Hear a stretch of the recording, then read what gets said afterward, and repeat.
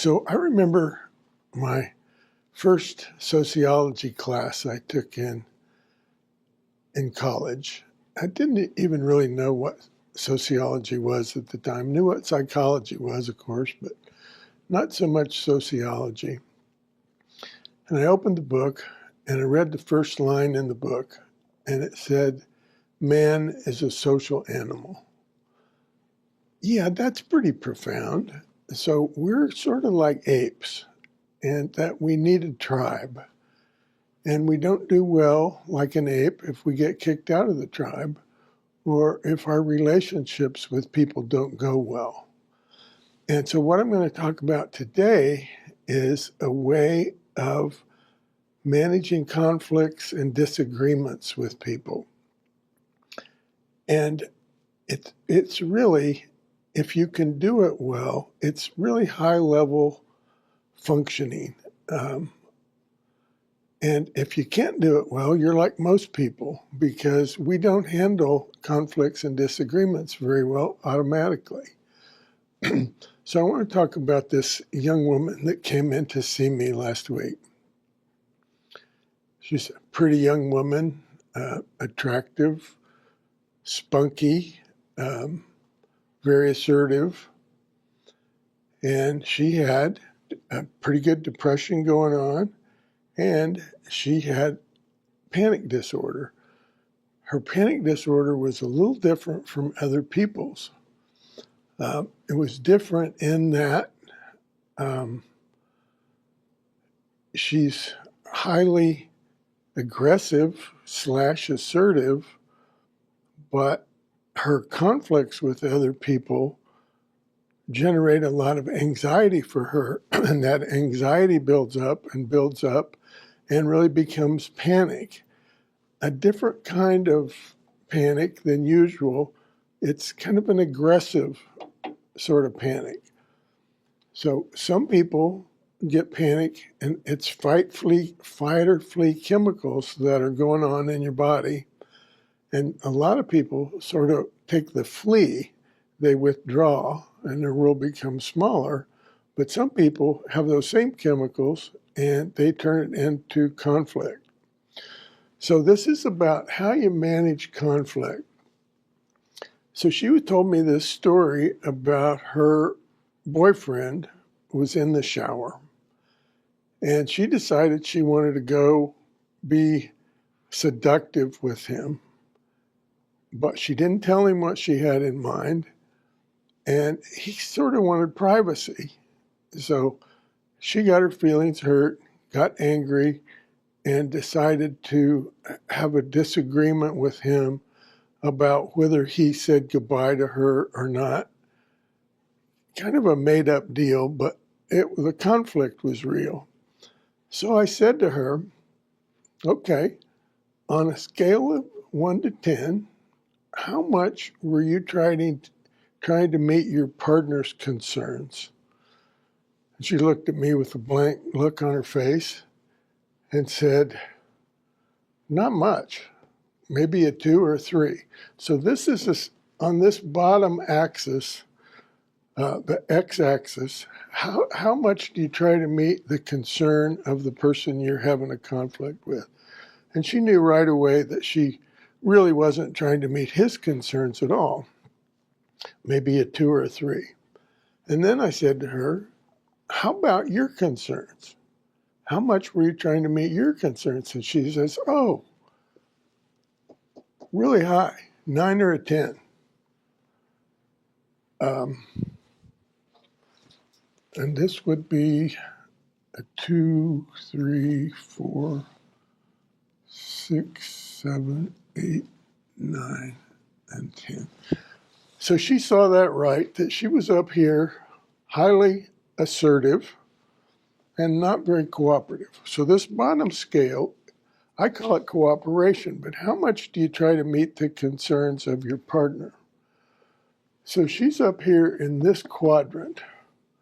Now you notice I have the 5s X'd out. So they can't choose 5.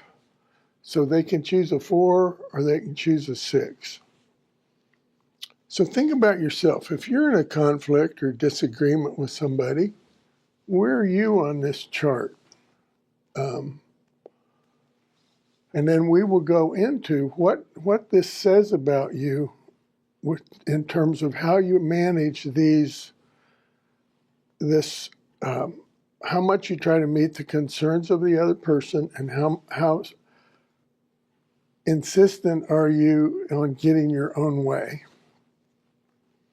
So she nailed this one, okay? And this one is kind of self-concerned.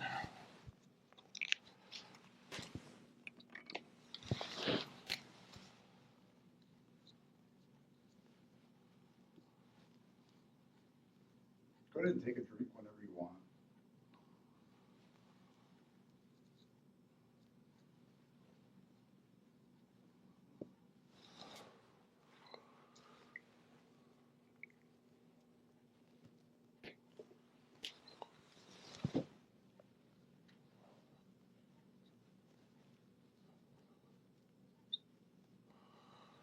And then I showed her what was in that quadrant: self-concerned, selfish, tense, angry, and distant. And she said, "Yeah, that sounds like me." You know. So she wants to be close to him, but she doesn't have the skills to do it. And one of the things I said to her, well, I mean, I think it's great you wanted to be affectionate with your boyfriend, but you didn't really tell that to him. And when I'm in the bathroom, I like a little privacy personally. You know, I'm open for some seductive stuff with my partner, but I'd like a little heads up on it, you know. Make sure it's not when I'm blowing my nose or something. So she laughed when I said that and kind of got the idea. So she is up here in this kind of angry, assertive, I've got to get my way, which she owns about her own personality. She knows that's true about herself.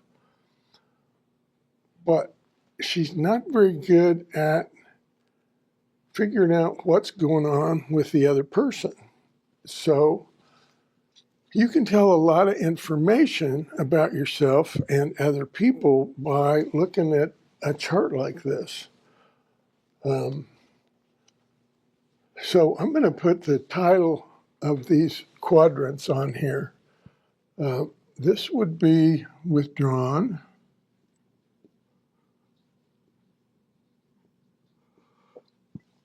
And this would be accommodating.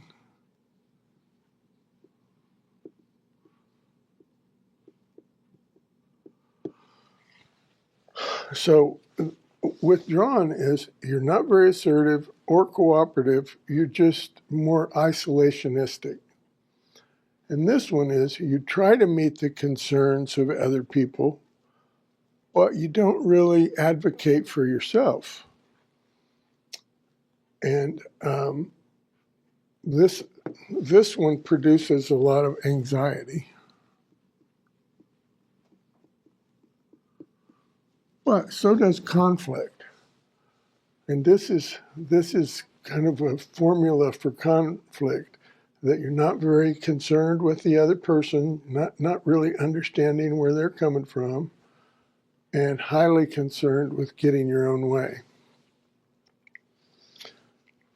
Now, I think that this stuff is teachable and learnable.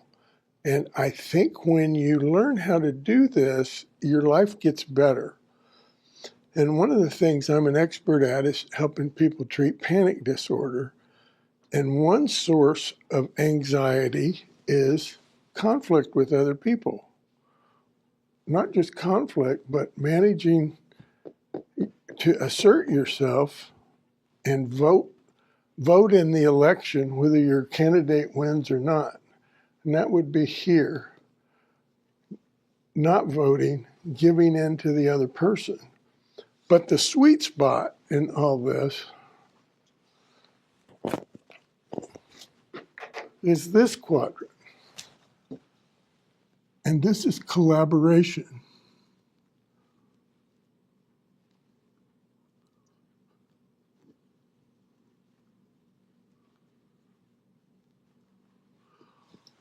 And collaboration is highly assertive and highly cooperative. And when we learn how to do this, and again, I think it's kind of rare and high-level human functioning when we can do this well. I know I do it well some of the time, and some of the time I don't, because we all fail at this stuff. But if you're not getting something resolved, you're probably not doing this right. And to collaborate, it takes a lot of social skills. First of all, you have to know what you think and feel. You have to be able to put it into words. You have to be able to sense what the other person thinks and feels. You have to ask questions to figure that out. And it's really high-level functioning. And we could use a lot more of it. So a lot of times people go from accommodating and giving in to other people to being really angry. And then this doesn't work for them, so they go back to this one. So they go back and forth between accommodating other people and giving in to them, or being really frustrated with that and trying to get into a I win, you lose situation. But so let's say a person's here and they're very assertive, okay? Even angry, even aggressive. What do they have to add to that to get to collaboration? A skill they probably already have, but they're not using, and that is to figure out what the other person's thinking and feeling and wanting, ask those questions, listen to them, and then try to see if you can figure out something that works for both of you. So if this doesn't go well, it sets you up to have symptoms. It's one of the symptoms is you end up anxious or frustrated, angry, maybe even depressed, because you're not getting along very well with other people. And remember, what I started off with is we're social animals. We have to make these relationships with other people work. And if they don't work, we're going to end up with symptoms of one kind or another. And I think it's teachable and learnable. And people usually really like seeing a layout like this and see they're pretty honest with where they're at in the process, and we figure out what they need to change. So let's think about a person who accommodates. They're already giving in to other people. They're already thinking about the other person's needs. So what do they need to add? They need to add speaking up, finding their own voice, telling people what they think and feel, explaining themselves, voting in the election, getting their ideas out on the table. So this person needs to add assertiveness. And what does this aggressive, assertive person need to add in order to get here? They've already got assertiveness, but they're low on this axis, which is cooperation. So they need to listen better. They need to answer questions. They need to be able to say, is that what I hear you saying is that right? And move here, because this makes us more calm. We have that tribe because we're getting along with other people. And if we're here, we're kind of out on our own. And this one leaves something to be desired too, as does this withdrawn quadrant. Okay, so one of the reasons I like this is people can own where they are in this pretty easily.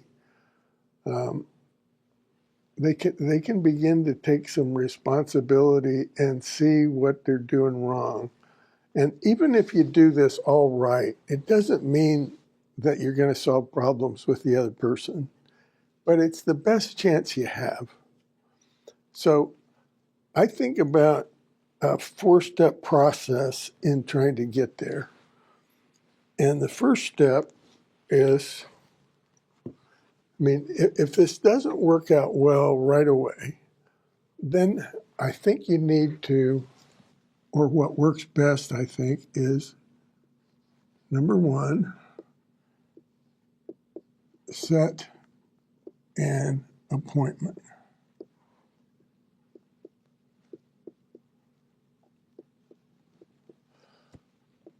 So say something like this. I'd like to talk to you about this situation that we're struggling with. When would be a good time for us to talk? And the person might say, right now. Let's just talk right now. And I encourage people to say, no, let's talk this evening after the kids get to bed. Let's talk on Saturday. Let's set up kind of a business appointment to talk about it. And that would be that you would include the time and the topic. For example, I might say, if I was talking to my wife, well, let's talk about the stuff you have in my office. I'd like to talk to you about what we're going to do about that. You're pocket butt dialing me with your phone right now. Yeah. That's fine. And the first step is let's try to set up an appointment to talk about it. So you say what you'd like to talk about. In this case, the example that I just gave, the topic would be, let's talk about how we manage affection in the bathroom. How we manage, how do I let you know that I'm interested in some romantic time with you? That would be the topic of that conflict. Okay, and then the second thing is,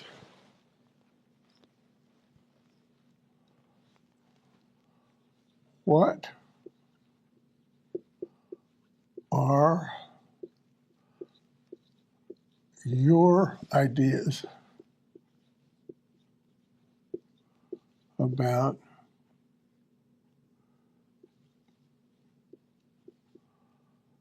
X?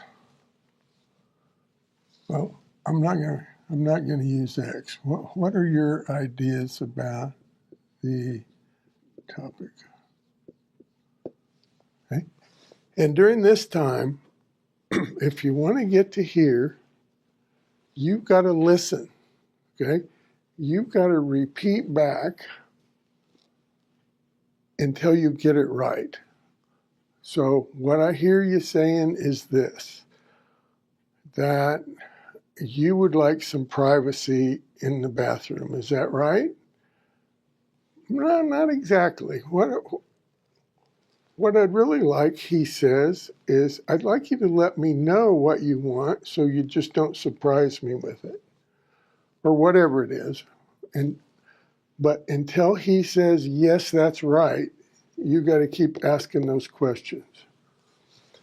And then the third thing is, here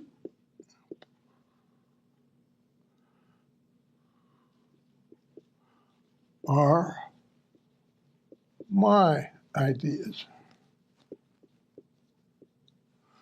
So this one, when you're on this step 2, you have to use active listening. And that's a term that we know in psychology, or look it up, because it just means that you're really trying to forget about your wishes for a minute, just trying to really understand where the other person's coming from, instead of they're talking and you're thinking about what you're going to say next.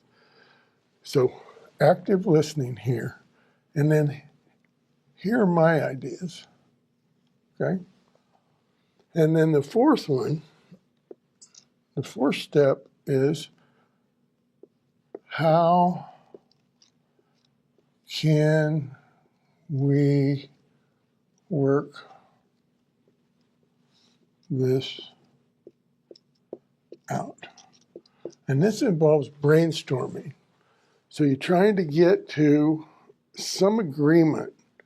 Maybe it's more than a compromise. It's really understanding where the other person's coming from, what rings their bell, and explaining what this means to you. So it requires a lot of social skills. This requires social skills. And this four-step process is part of how you get here. And again, I think it's teachable, I think it's learnable, and I think it's uncommon. Like, if I'm having a conflict with somebody and it's not working out, then I need to go, did I set a time and a topic? Did I ask, or did I just spring it on them that I wanted to talk? That's kind of my weak spot. I kind of assertive in that way. I can just say, just launch into it without giving the other person time to be ready for it. So then I got to go, well, did I find out their ideas? Did I listen closely? If it's not working out, I probably didn't do that well. Did I express my ideas? Did we get to how can we work this out? Probably not, because I didn't do these things in a coherent way. So this takes some discipline, but it's a good way to see where you messed up too. Ask yourself, did I do this? Did I do this and this? So I'm very excited about this because I think we can help people get to collaboration. And there's a clear path of how to do it. And people find it really helpful to kind of see this laid out.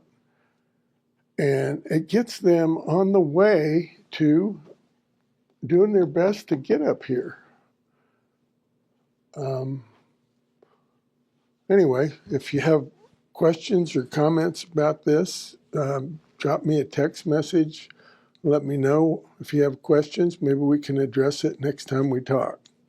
Can you talk about, so you invented this or made this up, right? Yes. So how did you come up with this? Well, some of these ideas are in other places. I just kind of, read about collaboration. I'm aware of these two concepts about being assertive and cooperative. The main thing, when I do therapy with kids too, and here's the main thing I work on with kids is, let's teach them how to cooperate. Kids these days are highly assertive. They know what they want. They go all out for it in general, but they're not very good at cooperating. And I define cooperating with kids as doing what your parents want you to do. Like, what a concept. Doing what your parents want you to do. And like, I have therapy dogs that come with me to therapy, and I'll trick the kids into cooperating. I'll say, will you help me get the dog some water? And of course they will. They'll cooperate gladly. We'll go get the dog water, feed the dog water. They feel good about doing that. They all like the therapy dogs. So we get this, just this one skill that we work on. And it's a really important skill. And kids are missing this. They're highly assertive sometimes, knowing what they want, knowing that they want to play their video games, knowing that they want to stay up late, but they're not very good at doing what their parents want them to do. And So I find a lot of traction just in terms of really working on this and teaching them how to cooperate. Because if they just stay assertive, their relationships don't work out very well. But if they can add this, it makes life go a lot smoother for them. And their parents really like it too. But sometimes I even try to teach them how to collaborate. Let's say their parents say no to one of their requests, and they can say, well, if I can't do that, what about this? What would you think if I did this instead? And they can get a little dialogue going, trying to solve the conflict between them on a not on an advanced scale, but on kind of a primitive scale. So I use that in my therapy with kids a lot, in really kind of in a simplistic way. So I think we can get a lot of mileage out of this. I'm really excited about these ideas. If I write another book, I think it's going to be on this. Because, again, it goes back to that initial thing I said. Like, we're a social animal, and we have to get this going with people. We have to learn how to work together with people if we want to have less symptoms and have better self-esteem and better relationships with other people. If we can do this, we just take leaps and bounds in terms of getting better in a mental health way. So When did you like come up with this? How long ago? I've been working on this for a couple of years. Really? Yeah. It was kind of recent. Yeah. It's very cool. And it's, again, there are pieces of this that you can find here and there, but, I think I've put it together and summarized a lot of stuff and developed this 4-step process. I know where I got some of these ideas. Some of them have just, like this diagram. I really love this diagram in terms of, if you say to somebody, well, how much do you try to meet your partner's concerned? It's really easy to say 5, but you got to say 4 or 6. You can't say 5. So let's decide which part of that line you're on. And I don't have anybody complain too much about me taking 5 off the chart. So honestly, I was wondering why you were doing that, and I was like, that's really smart to take it off because people will always want to go to 5. Yeah. And so, well, I guess 5. No, you can't say 5. You can say 4.9 or 5.1, but yeah, that's really cool. So when you're working with those kids, so you say you actually like invite their parents into this process for them to start thinking about it? Frequently, especially if it's a kid under 12, I would mainly prefer seeing them with their family. And then so you actually have the parents walk through and think about, where were you on this, this disagreement? Do they not like that at first? They're like, oh, now I have to think about this. I think the parents really want to do a better job parenting, and they welcome any kind of suggestions how to do it better. That's great. Yeah. And they really like this sort of a model. And part of this is, like, if a kid has an anger problem, this is a great model to work with. Do kids ever have panic? I'm sure I've asked you that, but I can't Yeah. remember. Really? That's crazy. Yeah, if they've been through a lot of trauma. Mm-hmm. Yeah. So anyway, I think this is really good stuff. I'm excited about it. It's very workable. People accept it. It helps them see where they are instead of just talking. Where's like the bottleneck when somebody's first learning this? Where does somebody usually have issues? Well, I think that that story I told about the young woman, that she knows she is assertive, and she's kind of proud of it, you know, but it's also part of why her relationships don't work. And what was really helpful, I've seen her 1 hour, and she got it. That, I mean, yeah, she's up here, and that's kind of selfish, kind of self-centered, angry, distant, a lot of conflict. And, you know, this is a lovely young lady, you know, but she really needs some more skills. And, you know, we just talked about that, you know, like this is good. You don't have to give this up, but you got to add something to it, you know. And this is good, being highly cooperative. But if you're so cooperative that you don't speak up, then you end up in trouble in another way. You know, you end up kind of jumping up here and being angry, and then that doesn't work. So you get back in here even stronger. But that's not what you need. What you need isn't anger. You need to speak up and try to get into problem solving. I want to talk to you about this one story that's coming up in my mind. I saw this young fellow, a real small guy, in therapy, and he was having a lot of trouble in school. And the school referred him to me. And he had a father who was kind of old school, and he was also big and strong. He was 6'4", probably 300 pounds. And they would actually get into physical conflict with each other. And that wasn't good. So I remember one time this kid got really mad in therapy, and his dad was in there, and his dad was motivated to try to get better instead of just being more firm and more harsh, because that clearly wasn't working. And I remember this one time, the young boy was just sitting really angry, just expressing how angry he was.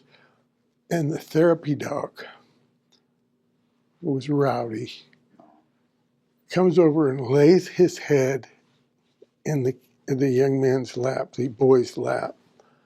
And the boy says, "I can't even get mad with this dog's head in my lap. I can't even get mad with this dog's head in my lap." And his parents just looked at him and went, "Okay." And that might be a good thing, you know, and that might be a good thing. So in that case, his dad was up here. He was up here too, because his dad was his role model for what a male is supposed to act like. And they were both stuck here, and it did not lead to good results. So we helped the dad move, really bright dad, really good dad, but he needed more skills in how to deal with this young kid. But we helped the dad move to collaboration, and we helped the young boy learn how to, instead of being so assertive, in other words, they were both here, and that was the problem. But the young boy, we worked on how to cooperate. And I remember he would come into my office and check to see if the dogs needed water. I thought it was really touching. And so the dad's working on how to solve problems with him, and he's working on how you do what other people want you to do instead of just trying to get your way all the time. Anyway, I presented a workshop on this case at Stormont Vale. I called it lapidary therapy. And what I mean by that is we just keep just keep working at it a little bit at a time, like polishing rocks. That's lapidary. You put rocks in a jar with sand and water and just let it slowly roll and roll and roll. And that's what we did to get this young man better. And he learned how to be highly cooperative.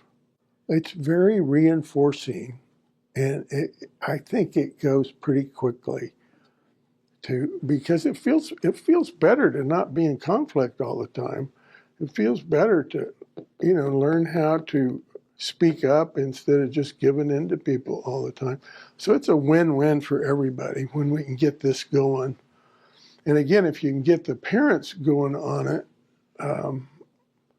as well, I mean, I think it's just really dynamic and works incredibly well. It's called generational transmission of anxiety. But I mean, I bet the dad had that same kind of dad, or maybe he didn't have one and he figured out since he was in the Army, this was the way to go, just to be the drill sergeant, but it sure wasn't working, and he knew that. But it's a big success story. In fact, the young boy who I talked about in that story he went into the Army, and he just referred his platoon sergeant to me for therapy, which was really a nice compliment.